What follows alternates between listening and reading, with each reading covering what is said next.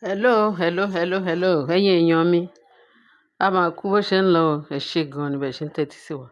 Now, ọ̀rọ̀ tó ń lọ lẹ́yìn afẹ́fẹ́ now, la tún gbọ́ ọ̀rọ̀ ti ìyá alájẹ. Kí ló dé tí ìyá alájẹ tẹ́ fi ń ṣe báyìí? Àgbàlagbà ni yín now. Àgbàlagbà ni ìyá alájẹ now. Kí ló dé tẹ́ lọ ń fẹnu sí ọ̀rọ̀ Naomi ọmọ kékeré ọmọ yín? Ẹ lè tó bí lọ́mọ náà. Ẹ lè tó bí Naomi lọ́mọ. Kí ló dé wọ́n ti fún yín ní dollars, wọ́n ti fún yín lówó, wọ́n ti fún yín ní owó rìbá, wọ́n ti ṣọwọ́ kúdúrú fún yín pé kẹ́ bọ́ síta, kẹ́ máa sọ ọ̀rọ̀ tó ń jáde lẹ́nu yín.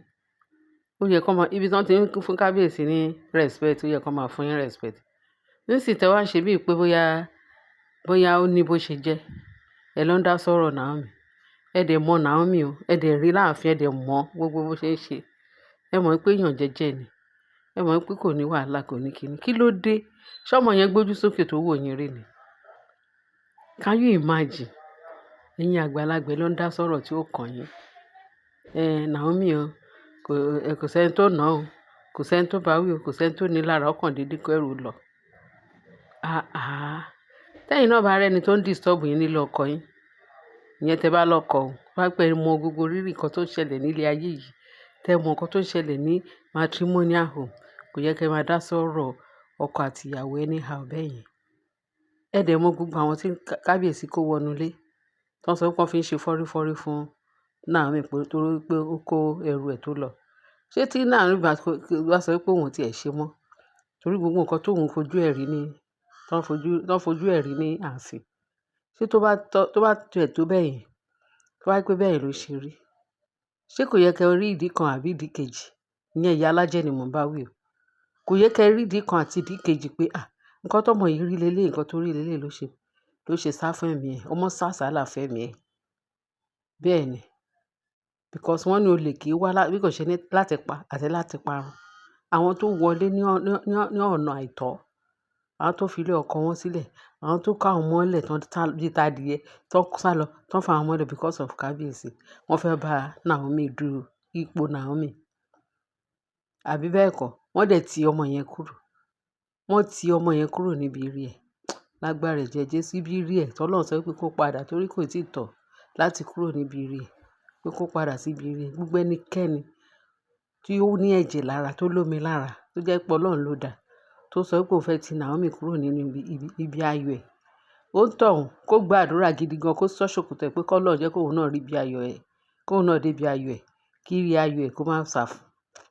Bẹ́ẹ̀ ni. Ṣùgbọ́n ẹnikẹ́ni tó dúró pé yes pé òun ti ẹ̀ ní gbà fún Naomi, àfi kó òun ṣe nídìí. Bọ́lọ́run ṣe máa ṣí òǹtọ̀hún náà nídìí. Lágbára ẹ̀jẹ̀ Jésù ni.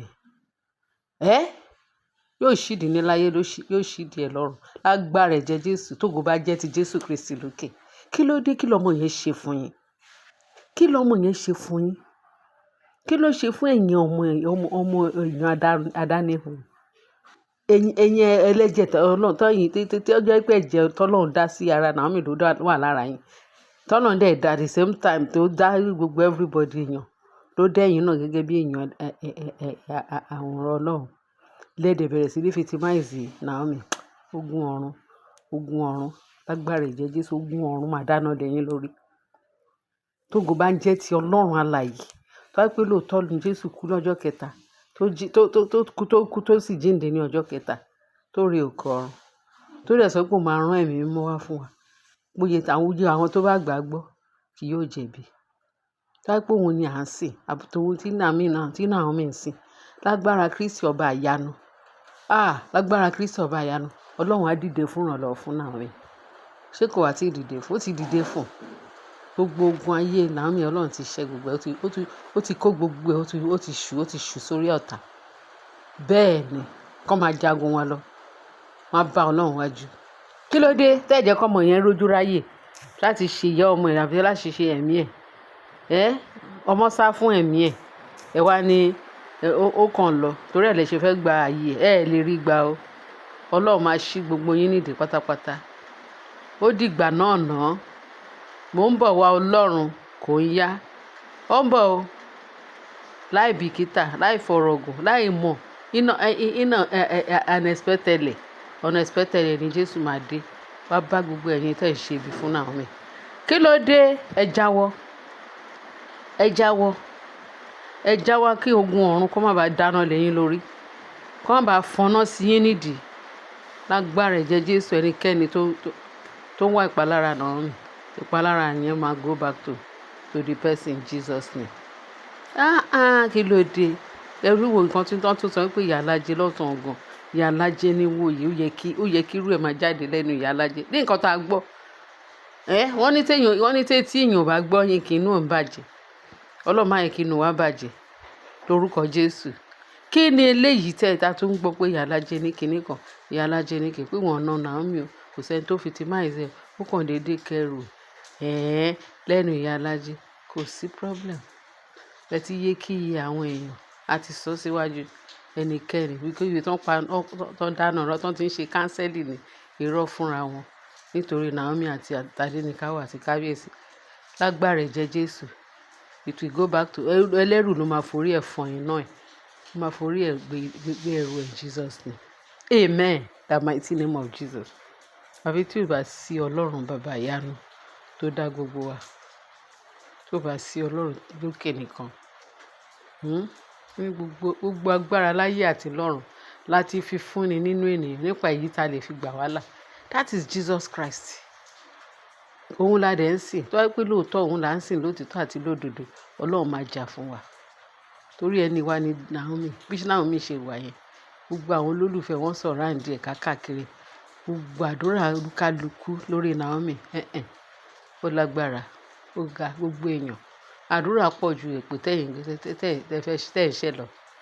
Bọ́lọ̀ dẹ̀ gbogbo èpè yẹn ṣe lọ́lọ́run dá padà because àdúrà ti pọ̀ jù.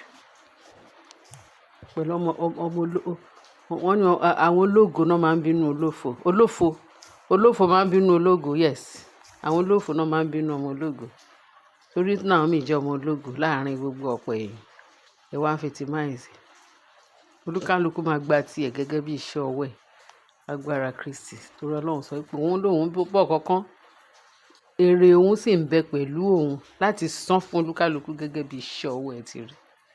Kí ló dé? Ẹ jáwọ́. Tẹ́ ẹ bá jáwọ́, ẹ rí agbára ẹ̀mí mímọ́, agbára iná ẹ̀mí mímọ́, á jó oníṣẹ́ ibi run. Bẹ́ẹ̀ ni.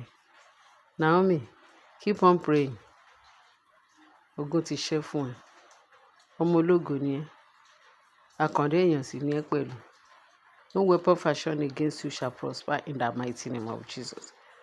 Pẹ̀lú gbogbo àwa àwọn olólùfẹ́ àti gbogbo àwa tá à ń dúpẹ́ lọ́wọ́ Ọlọ́run fún ẹ, tá à ń gbàdúrà fún ẹ. Ayọ̀ àti àlàáfíà gba tí ìṣe rere wá bá máa dé. Á ṣe ojú ẹ̀mí gbogbo wa lágbára Kristi. Àní pẹ̀dín in Jesus name. Ẹ̀yin èèyàn mi, ẹ ṣe bẹ̀ ṣe ń tẹ́tí sí wa. Ẹ bá share, kẹ́ bá subscribe, kẹ́ bá like. Ọlọ́run á wà pẹ̀lú wa dúró tì yín. Kẹ́ bá ń fi tó kù sí comment section. In Jesus name. Amen.